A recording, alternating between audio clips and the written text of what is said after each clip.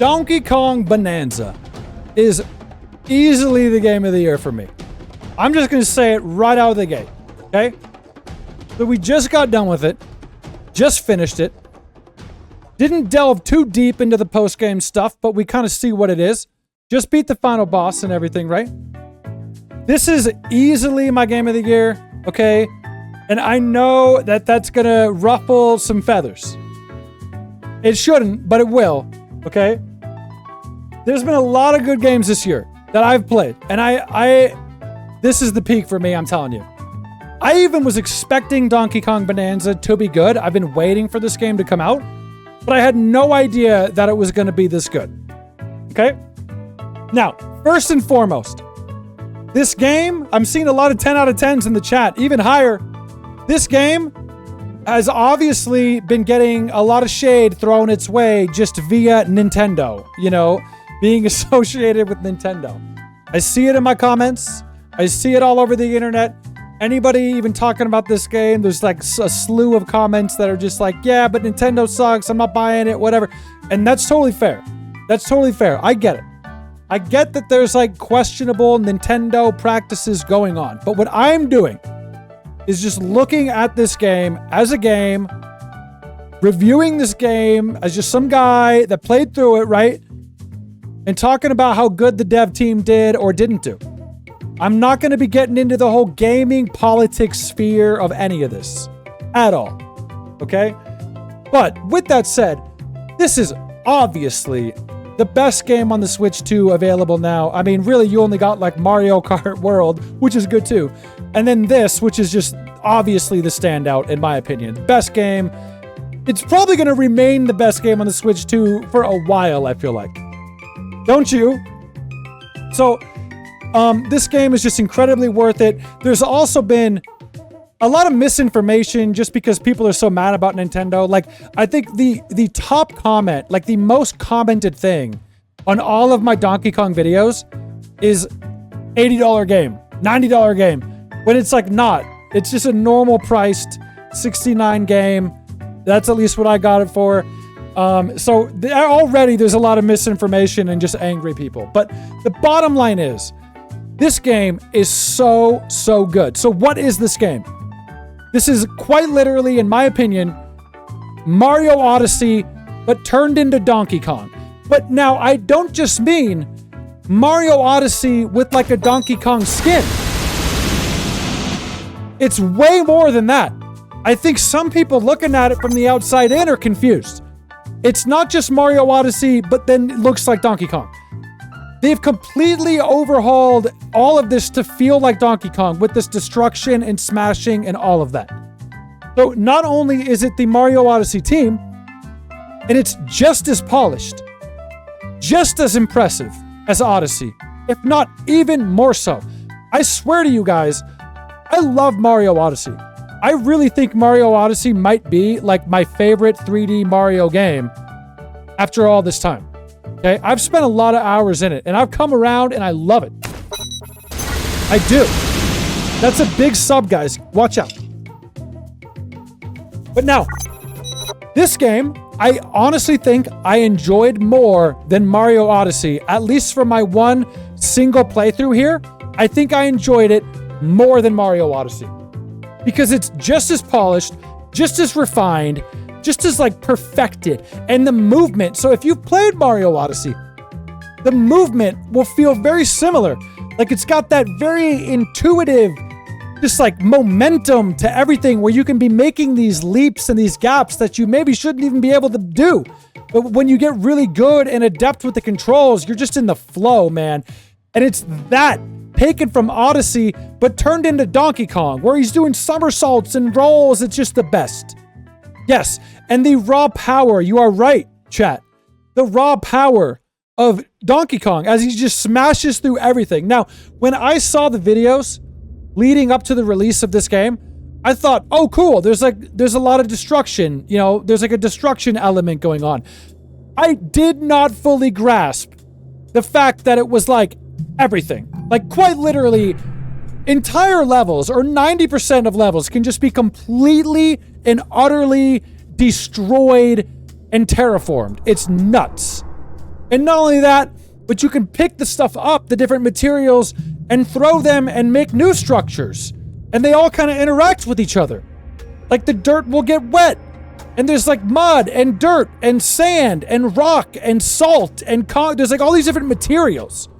I did not expect this game to be going so hard into that side of things. Like these materials and how they interact with each other and all that stuff. It's like, it was completely unexpected for me and I love it. I love it, okay? So this is a game that I feel like within the first 30 minutes to an hour, instant classic. I knew right away.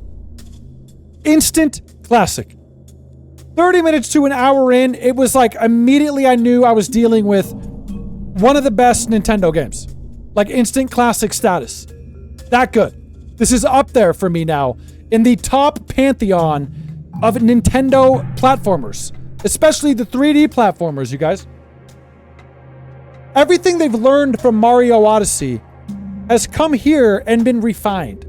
The general flow of even going from level to level here is so cool. Now, I'm going to get into some spoilers starting right now.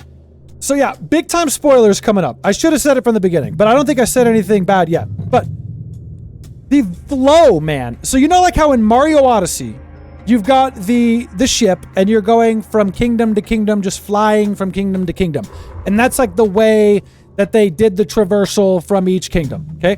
I love it so much more here. So if you haven't seen, you don't know, the whole thing is each kingdom, if you will, like each level is a layer, and you're digging down further and further into the planet towards the core. And so each layer you drop into is a new kingdom, if you will. You know, a layer is what they're called here, obviously. But I just even love that system so much more. It's so creative and it's so cool to see the little map in between each layer where you're digging down into the core. I just love the subterranean aspect to this game. And it fits so well with the gameplay that they've crafted here where you smash everything and can just dig down. So not only do I love that as like a method of going from level to level, but they've just like fine-tuned the dopamine stuff in this game, like the dopamine receptors in your brain, man, that kind of stuff. Where like, for example, you'll get to the end of one of these layers, like the levels. And at the end, there'll always be the big bushel of bananas right at the end, like the big main one, like you beat the level. But they have purposefully done it in this order. What happens is you get to the end of the level. There's the big bananas once you break the big seal, but then they fall down the pit. And the reason they do that, I was talking about it while we were playing, but the reason they do that is because then before you turn the game off, you still want to drop down to that next layer. So even if you were about to turn the game off, you were like, you know what? I'm going to beat this layer and I'm going to turn it off. But then you get to that bundle of bananas and they drop down. And then you're like, okay, I got to drop down and get them. I got to get the bananas at least, right? But then you're down there in the new layer. And you're like, okay, I guess I might as well explore some of this. I mean, look at all the stuff that I see. It's just crazy. It's just absolutely like streamlined to just keep feeding your brain this like dopamine. It's so enjoyable and it's so hard to put it down. It's so hard to stop. And that ties into the very gameplay itself, you guys. I've seen a lot of other people in the comments. Now, I did want to touch on this because I find it funny.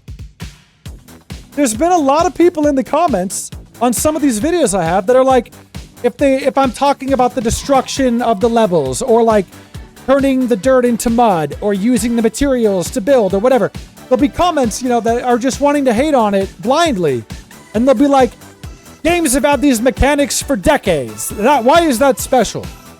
I can dig in Minecraft. I can break stuff down and tear down. What's the big deal, right? But here's the thing. I'm not praising these mechanics like they've never been done before. That's not what I'm saying. And when I cut down to it at a core level, core, pun intended, it's just about how fun is the game to play, right? Whether or not you've seen all of these mechanics on screen right now, whether or not you've seen destruction, whether or not you've seen, you know, materials like messing with each other in a game, like whatever. This is so fun when you play this game. It is so fun to be smashing through everything in this game. It's quite honestly just more fun than the other games you're going to name. I don't care. That's the thing. So any of these other games that you're like, well, that mechanic's in this game, or that mechanic's in this game, they're not as fun. They're literally not as fun as this game. And it might be one of those things where you've got to feel it. Like, you got to play it. It is so immensely satisfying in this game. Just to move around, to climb. He's so fast. It's like Mario Odyssey on steroids, literally, because he's so beefy too. The momentum and smashing. You can literally go from on top of a mountain, smash all the way through the mountain, climb back up the other side in like 30 seconds. It's just so fun. It's so fun, okay? And so that alone, that's why I knew within the first 30 minutes to an hour that it was really something special. Just because of how much more fun it is than these other games, you know? You've got the level variety that you have in Mario Odyssey. They're all very different. Now, there will be similarities, like, I'm not gonna lie. The game does feel very Mario Odyssey, you know, especially even going from layer to layer. I was pointing stuff out all along the way, like, oh, this reminds me kind of that area or that thing in Odyssey. But it was never in like a bad rip-off kind of way. I don't know, it just didn't feel like that. It just felt like a team of devs that have honed their craft even more and just built upon it. Like, it doesn't feel like a Mario Odyssey skin to me at all. It feels completely new. And I could not wait to go from each layer to the next layer. You never knew what you were going to find. And that was also the fun of like the weird layout of the subterranean like layers, is there was just no rules. There was just no rules. Like, every layer was crazy. But there were some similarities, you know? Like, you had the Luncheon Kingdom in Odyssey. You had the Feast Kingdom here. There were, like, some that kind of felt like similar themes, but very different.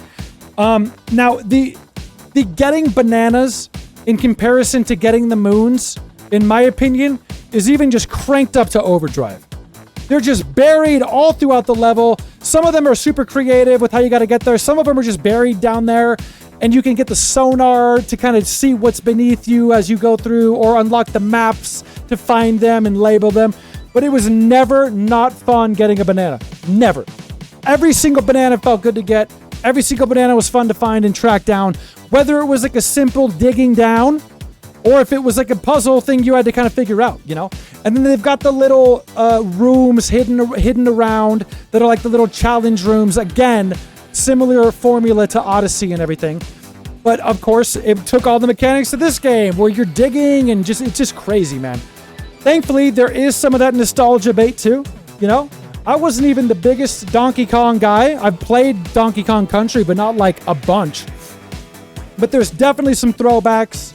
They even had the whole treehouse level where you could go into DK's treehouse and everything. And there were some of those throughout that, you know, they were peppering. Not a lot, but it was there. It was definitely there. God, it was just so fun. It was longer than I expected.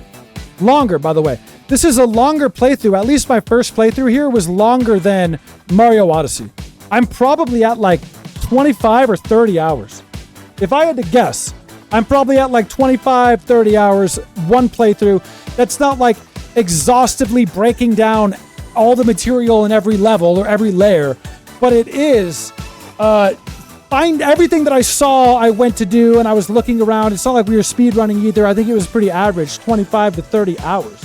And then now for the big spoiler. Now, I was saying, as I was going through this game for the first few days, I was like, the only thing that would make this even better is if we had some King K. Rool appearance or a Diddy. If you hit me with a Diddy, you know? And they do. I would say the King K. Rool one's a little bit better than the Diddy one.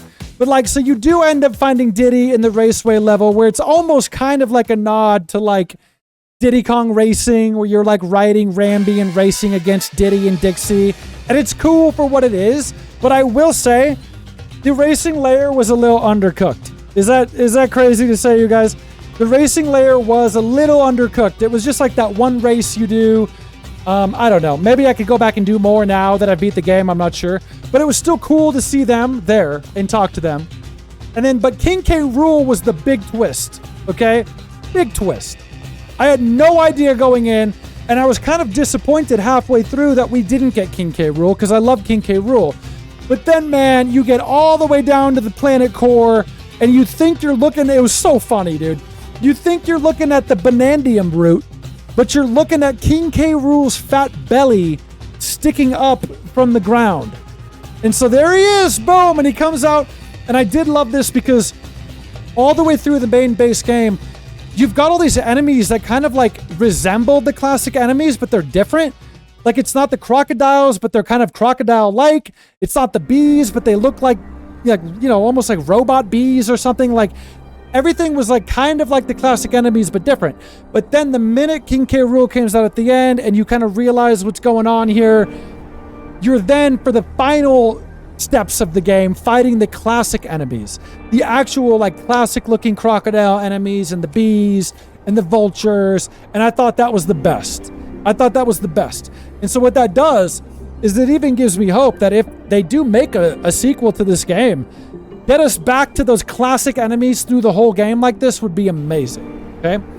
But man, just in classic Nintendo fashion, I gotta say, what they did here is just like the sheer gameplay and the sandbox is so fun to mess around with that it carries the entire game, but that's not even to say that the rest of the game is bad. It's just so polished, everything all the way through. I didn't even have any bugs, like usual, with this kind of stuff, man. This team is great. It all ran... the performance. I did hear bad things leading up to this game about the performance. Now, I will say, it didn't feel like it was getting like 60 frames per second the entire way through the game at all. That's for sure. There were moments when there was a lot going on that it would drop, but I do think it's been a little bit over-exaggerated. It was not as bad as I heard leading up to it, for sure. I would say like 80 to 90% of the game, I didn't even notice the frames dropping at all. But then there were some moments, especially like the main standout was in the final boss fight where it gets really crazy with all the stuff going on. Then I felt it drop down maybe to like the 20s even, yeah. But that was very, very few and far between. Even when you're tearing through these levels, I think it actually handles it pretty good. Better than I would even expect. So that wasn't an issue for me. The music's good. I even think some of the new music with the transformations is great. They do have some throwback tunes in there as well. It's cool. They've got that whole system where you're collecting the music and you can add it to your catalog and play whatever music at the hideout, which is a cool bonus. I also loved the addition of all the outfits, not just for Donkey Kong, but for Pauline. You can change it. Pretty much each level, it works very much like Mario Odyssey, where each level has distinct, unique outfits and unlockable things and collectibles. So instead of like the purple coins in Mario Odyssey, you're getting fossils, which fit way better in this game because you're digging down and like unearthing fossils, you know. But you get the fossils, and then you spend those in each layer to get the layer-specific items, and each fossil is like specific to each layer. So, you know, you're excited to spend it each time and get each layer's outfits and all that. Loved it. That was very fun. The music, yeah, there's some original music. Pauline's got a lot of new music with these transformations that are all super upbeat, and they're actually really fun to listen to, and they get really caught in your head. I swear I've been like laying in bed after turning this off, and I'm still hearing some of the songs in my head. That's been great. A lot of characters come back. I already named Diddy, Dixie. You do find Cranky, kind of like Treasure Tracker Toad throughout these levels. He's hidden. He'll give you a banana. Now, the bananas, at first I was like, well, what do these bananas do? Because it doesn't really work like Odyssey, where you're not getting the bananas to unlock the next layer. If you make it to the end of the level and get the layer, you can go down regardless of your banana count. At least that's what it seemed like to me. But the bananas give you skill points, which is new to this game compared to Odyssey, where you've got this whole skill point system. It's a whole skill tree. Upgrades for each Bananza transformation, but also just generic upgrades for Donkey Kong himself. Health upgrades, strength punching upgrades, and then all kinds of different ones like that. So the bananas, and I was finding, by the end of the game, I think I found like 500 or 600 bananas. And I still did not unlock all the upgrades. So even finding a plethora of bananas all the way through, I still have stuff to upgrade in the postgame. Which brings me to the postgame. It seems like it's got a very similar thing going on here to Odyssey. Again, where after you beat the final boss, you're launched back into the beginning, but there's changes to these layers, and there's harder challenges, much like, again, the ones in Odyssey in the end game that seem very harder. Like I just tried one right now before jumping onto this video here. But you go to each elder and they've got like a specific harder challenge. And then I'm sure there's so much stuff in these levels that I didn't find. I'm just excited to keep finding all the rest of the bananas. I didn't even look up how many there are. I got to look up how many bananas there are. But 10 out of 10. It's a 10 out of 10 game. I'm telling you, man. I knew it from like the day one and all the way through. It was a 10 out of 10. This is the game of the year for me. There's a lot of honorable mentions for sure, but this is the most fun that I have had with a game this year, without a doubt. So we'll see about what else is coming out. But right now, Donkey Kong Bananza is probably my favorite Nintendo game in recent memory, man. I would have to think way back. Like this is probably my favorite Nintendo game since like Odyssey or something. That's how crazy it is. So I really love it. I know not everybody's getting a Switch 2 right now. That's fine. But like for those that do have it, this is a absolute must buy. Like this is a must buy.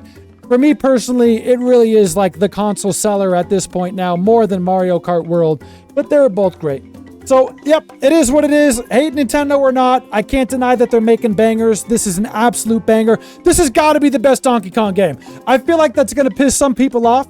It might piss off some of the retro people for Donkey Kong Country, but it might piss off Donkey Kong 64 people. Dude, this has got to be better. There's no way this is not the best Donkey Kong game, man. I'm telling you. So, yeah, we got a Metroid coming up as well. We'll see how that goes. But I can't recommend this game enough. At least for the people that are interested in the Switch 2, to any degree. I love it. And I will say before we leave here, parting words, I love the new Donkey Kong design.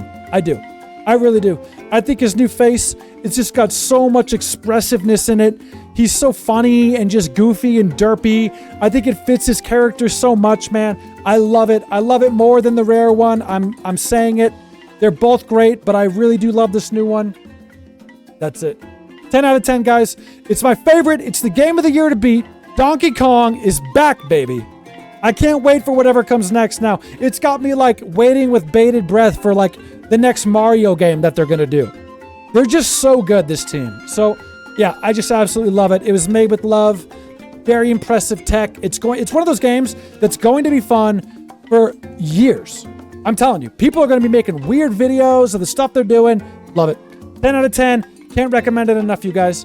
Next game we're doing, yes, we are doing Zelda. We will dive into Zelda tomorrow. Zelda Skyward Sword. Be there or be square. Oh, and one more side thing I forgot to say, by the way. I like what they've done with Pauline. I like this Pauline little side story here.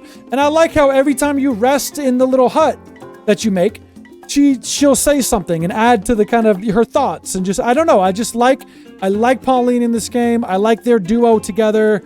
I just liked it all, man. Oh, how could I end this without saying this? Now, I do have one critique, man. I got one critique. Okay? Now, this is not a critique that's like even hurting the game, but I just want to say this because I don't know if there's anybody else that feels like me. Okay? The only thing, I'm not even joking when I say it's like the only thing I can even think of that I would change. The only thing. These transformations. Now, hear me out. Hear me out, okay? Donkey Kong has always had this emphasis on the animals, the animal kingdom, like riding Rambi the rhino, riding the ostrich, riding the swordfish thing, right? They always had this emphasis on the other animals and everything. In this game, it switches it, and Donkey Kong now, through the power of Pauline's singing, he transforms into the animals himself. So Donkey Kong will become the zebra, or he will become the ostrich. It's a transformation, okay? Much like when you throw Cappy on somebody in Odyssey. I did not like this as much. I'm just gotta say it. I haven't heard anybody else say it yet, so I guess I'll be the first to say it. But I think I would have liked it a little bit more. I have a reason too, but I think I would have liked it a little bit more if it was if it could even feel like Odyssey, like everything else kind of does, and look like this and everything. But if Donkey Kong still just rode the animals, I don't like that he transforms into them as much. I don't. And the reason is, I think it's just one more thing. I think this game does a fantastic job of setting itself apart from Odyssey while maintaining very familiar feeling to Odyssey, right? But it does a great job at setting itself apart and being Donkey Kong.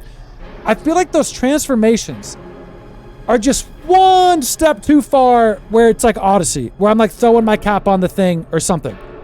Because Donkey Kong doesn't normally transform into the animals. He normally rides the animals. And so to me, like, I guess I get it, but it wouldn't have changed the game. Like, you could have even had Pauline's music ability doing the other stuff that it does. You could have still had all of that there, but then just have the animals. He gets on the ostrich. He gets on the zebra and have the funny animation when he's like riding it. You know what I mean? I don't know. So that might be just me, but I wanted to get that in there. It does not take away from the score of this game. Even the map is so cool in this game. How it saves your destruction. You tear apart the whole map.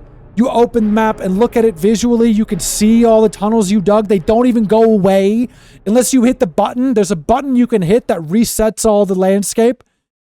All of this stuff you see that's broken will just stay like that. It'll just stay like that for hours while you're exploring the level. It's crazy. So it doesn't hurt the game, what I just said, but I did think the transformations, I would have liked it more if you were just riding the animal, but whatever. It's literally a 10 out of 10 game. It's a nitpick. Love it. Favorite game of the year. That's it for you guys. I will see you tomorrow. Same time, same place. For Zelda, Skyward Sword. You are the best, you guys. Don't forget to join the Discord in the meantime. I'll see you tomorrow. Sherpa.